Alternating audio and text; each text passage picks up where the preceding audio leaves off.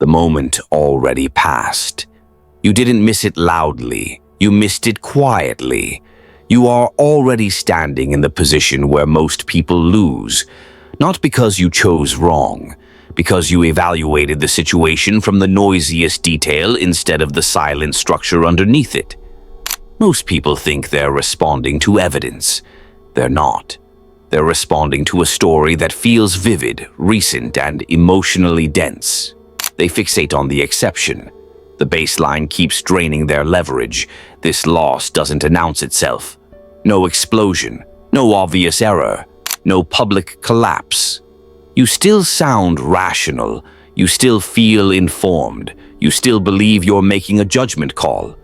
And yet, leverage leaks anyway. Because damage doesn't come from what's possible. It comes from what's common. Ignore what usually happens, and you hand advantage to anyone who understands distributions, incentives, and odds. They don't need to outthink you. They just need to wait for you to react to a signal that never mattered. One misweighted probability compounds quietly, then locks you into the wrong timeline, then forces decisions under pressure. The first mistake is always invisible.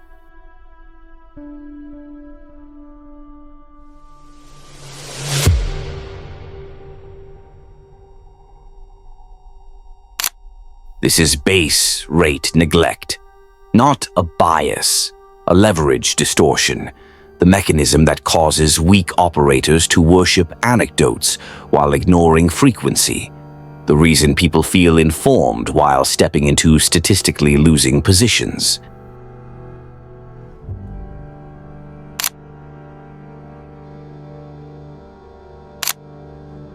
You hear one success story, one outlier, one freak result, and like a novice gambler, you elevate it into a strategy. This is how mediocre people think. They mistake exception for instruction. In careers, they copy a rare promotion path without counting the corpses beneath it. In business, they mimic a breakout company while ignoring the graveyard of identical failures. Who benefits? Anyone selling hope instead of odds. The story feels safe because it's concrete. Names, faces, outcomes. What it costs is alignment with a future that was never likely. Probability doesn't care how inspiring the anecdote was. It always collects. When you discipline your attention to distributions instead of stories, you stop being manipulable. You stop funding other people's upside with your downside. Those who master this don't chase opportunity, they price it. And whoever prices reality controls the field.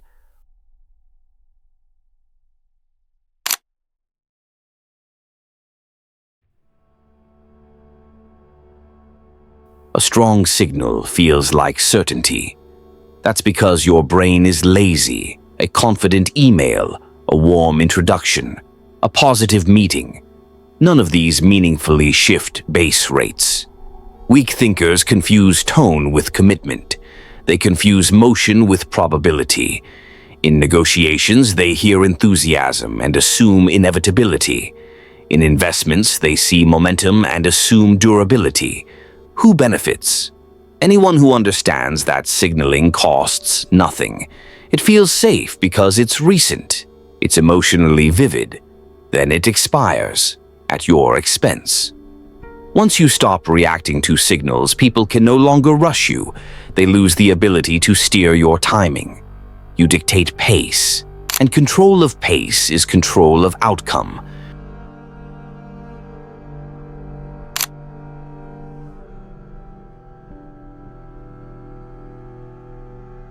You fixate on upside because it flatters you, because it excuses risk, because it makes recklessness feel bold.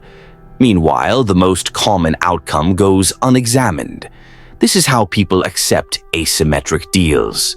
Vague roles, high potential arrangements. They say they understand risk, but they behave as if the rare win is guaranteed. That's not optimism, that's self-deception. Who benefits? Anyone dumping downside onto your balance sheet. Defaults always collect first. When you train yourself to act on median outcomes, you stop being exploitable. Others gamble. You compound. Over time, compounding is dominance.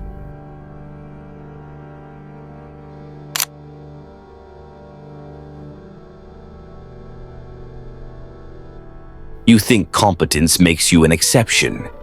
It doesn't.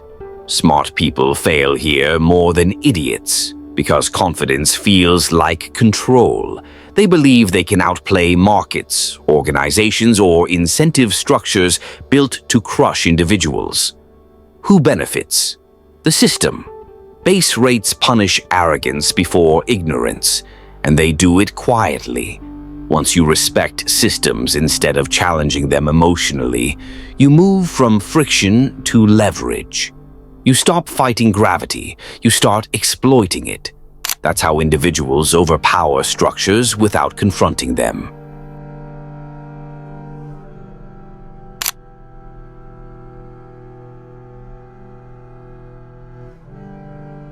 New information arrives. You react emotionally, not statistically. A win, a loss, an opportunity. You pivot without recalibrating the baseline. That isn't decisiveness, it's instability. Who benefits? Anyone patient enough to let you move first. Motion without edge is exposure. The disciplined operator updates slowly. Others reveal themselves through overreaction. And revelation is power.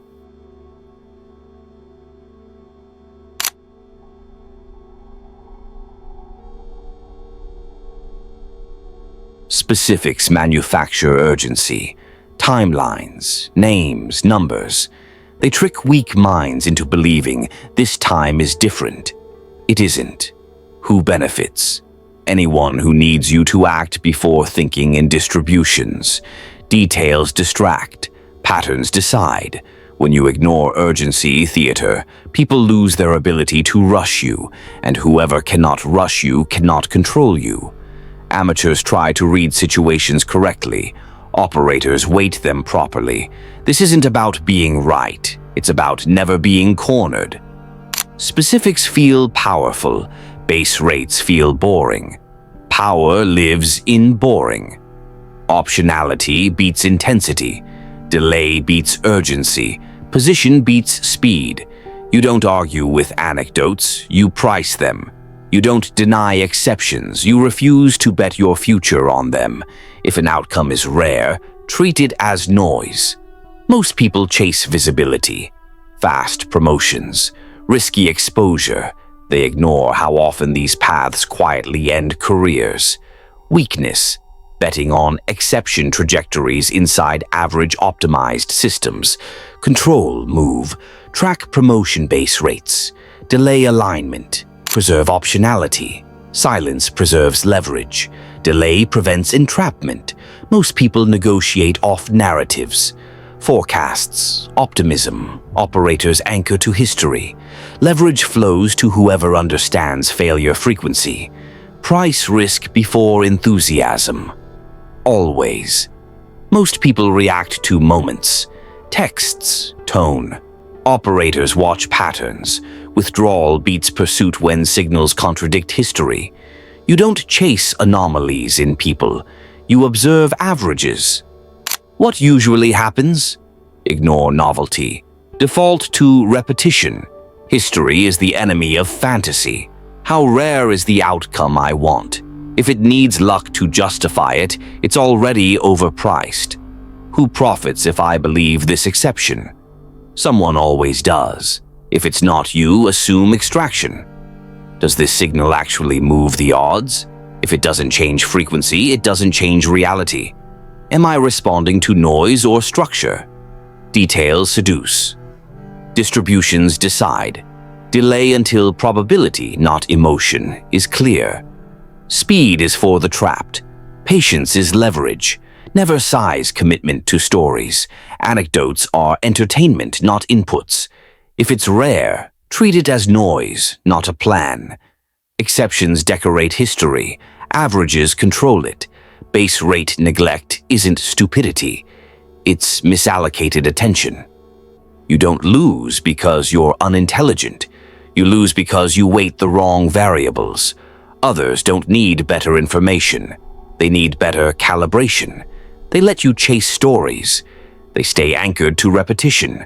And repetition compounds power. Quietly, relentlessly. Respect distributions. Price rarity. Delay when others rush.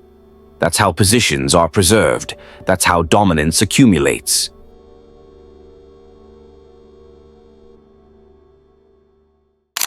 Thanks for spending time with us.